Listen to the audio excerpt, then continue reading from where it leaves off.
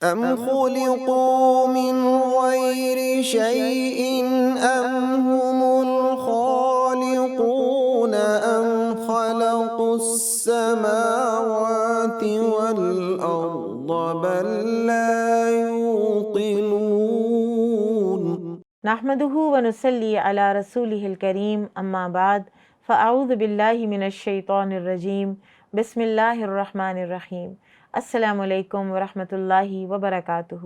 Programme A is for Allah not atheism میں آج ہم ایتھیسٹ کے چوتھے اعتراض کا جواب دینے کی کوشش کریں گے۔ ان کا چوتھا اعتراض یہ ہے کہ ہمیں دین کی ضرورت نہیں ہے کیونکہ فزکس کے اصول سب چیزوں کی وضاحت کر دیتے ہیں۔ اب جدید الحاد کا یہ نظریہ کہ ہم سائنس کو تو مانتے ہیں لیکن خدا کو نہیں مانتے، اور یہ کہ سائنس کے اصول ہر چیز کی وضاحت کر دیتے ہیں اس لیے ہمیں دین کی ضرورت نہیں۔ اس کا جواب یہ ہے کہ دین اور سائنس ایک دوسرے کے متضاد ہیں ہی نہیں۔ سائنس اور ریلیجن ہمیشہ سے انٹرٹوائنڈ رہے ہیں، ان دونوں میں کوئی ٹکراؤ نہیں ہے۔ ہم دین پر بھی عمل کر سکتے ہیں اور اس کے ساتھ ساتھ سائنس کو بھی مان سکتے ہیں۔ سائنس کے ذریعے سے تو ہمیں یہ پتہ چلتا ہے کہ چیزیں کام کیسے کرتی ہیں، جبکہ دین ہمیں یہ بتاتا ہے کہ وہ جو بھی کام کر رہی ہیں وہ کیوں کرتی ہیں۔ آپ دیکھیے کہ اگر آسمان میں ستارے سیارے تیر رہے ہیں، سمندر میں مخلوقات ہیں، مچھلیاں ہیں اور کئی قسم کی ہیں، سمندر کی مختلف تہوں کی مخلوقات فرق ہے، تو جب یہ ڈسکور ہو جاتا ہے تو اس سے یہ مراد تو نہیں کہ اس کو پیدا کرنے والا کوئی نہیں۔ اگر آپ نے ان گہرائیوں میں جا کر دیکھ لیا ہے جو چیز آج سے 100 سال پہلے یا 200 سال پہلے کسی نے نہیں دیکھی تھی، تو اس کا یہ مطلب تو نہیں کہ اس چیز کو کوئی کریٹ کرنے والا نہیں ہے۔ کسی چیز کا ڈسکور ہونا اس بات کی علامت کب اور کیسے بن جاتا ہے کہ اس کا کوئی کریٹر نہیں ہے۔ یہاں پر انسان کی عقل کے فطور کے علاوہ اور کوئی چیز نظر نہیں آتی۔ اللہ سبحانہ وتعالیٰ سورہ الروم میں اپنی کچھ آیات کونیہ بتاتے ہیں، اور قرآن بھرا ہوا ہے آیات کونیہ سے، اور انسان اگر ان کے اوپر غور کرے تو ہو نہیں سکتا کہ اللہ کی معرفت نہ حاصل کر سکے۔ اللہ تعالیٰ سورہ روم آیا 22 سے 24 میں فرماتے ہیں کہ اس کی قدرت کی نشانیوں میں سے آسمانوں اور زمین کی پیدائش، اور تمہاری زبانوں اور رنگوں کا اختلاف بھی ہے۔ ہماری لینگویجز، بعض علماء نے یہ کہا ہے کہ لینگویجز توقیفی ہیں، یعنی اللہ سبحانہ وتعالیٰ کی طرف سے ہیں، ودیت کردہ ہیں۔ اور آپ دیکھیں کہ دنیا میں کتنی لینگویجز ہیں، اور چائنیز ہے، فرینچ ہے، انگلش ہے، اردو ہے، پھر آپ ڈائلیکٹس دیکھیں، آپ اردو کے ڈائلیکٹس دیکھیں، آپ پنجابی کے ڈائلیکٹس دیکھیں، اور یہ ساری اللہ تعالیٰ کی نشانیاں ہیں۔ یہ سب کچھ ہم نے خود سے نہیں کر لیا۔ دانش مندوں کے لیے اس میں یقیناً بڑی نشانیاں ہیں، لیکن دانش مندی ہونی چاہیے۔ اور بھی اس کی قدرت کی نشانی تمہاری راتوں اور دن کی نیند میں ہے۔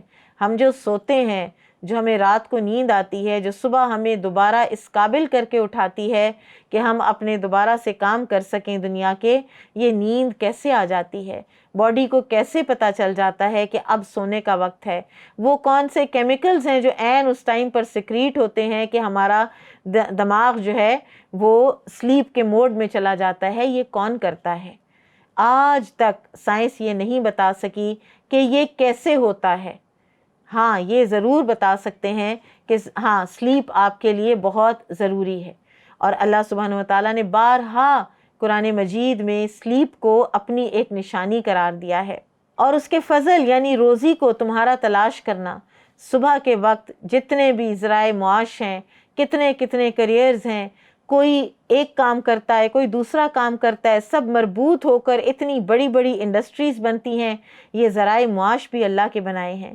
جو لوگ کان لگا کر سننے کے عادی ہیں ان کے لیے اس میں بہت سی نشانیاں ہیں، اور اس کی نشانیوں میں سے ایک یہ بھی ہے کہ وہ تمہیں ڈرانے اور امیدوار بنانے کے لیے بجلیاں دکھاتا ہے، اور آسمان سے بارش برساتا ہے، اور اس مردہ زمین کو زندہ کر دیتا ہے۔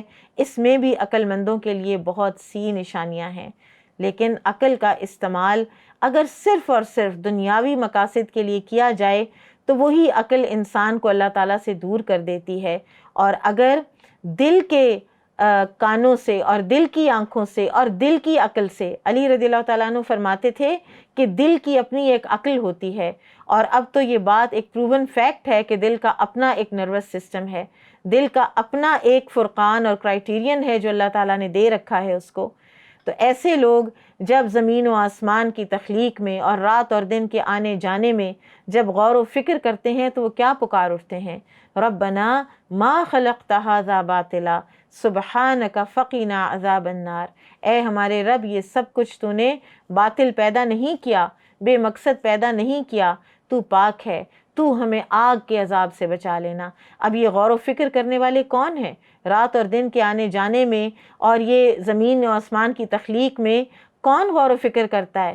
ظاہر ہے سائنٹسٹ کرتے ہیں، اور یہ وہ ہیں کہ جو یہ پکار اٹھتے ہیں کہ یہ بے مقصد نہیں ہے، اور اگر یہ بے مقصد نہیں ہے تو خالق کی بھیجی ہوئی تعلیمات اور اس خالق کی بھیجی ہوئی کتاب اور اس کے بتائے ہوئے عقائد بھی بے مقصد نہیں ہیں، لہٰذا وہ فوراً پکار اٹھتے ہیں کہ تو ہمیں آگ کے عذاب سے بچا لے۔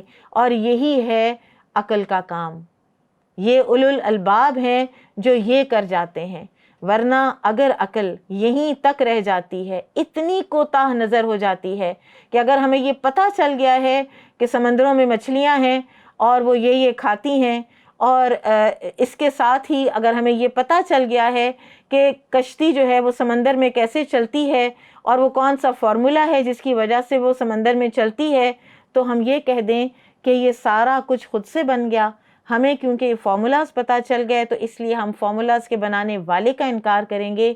یہ کیسی عقل ہے اور یہ کیسا وہ حکم دیتی ہے؟ آج کے لیے اتنا ہی۔ سبحانک اللہم و بحمدک، اشہد ان لا الہ الا انت، استغفرک و اتوب الیک۔ السلام علیکم ورحمۃ اللہ وبرکاتہ۔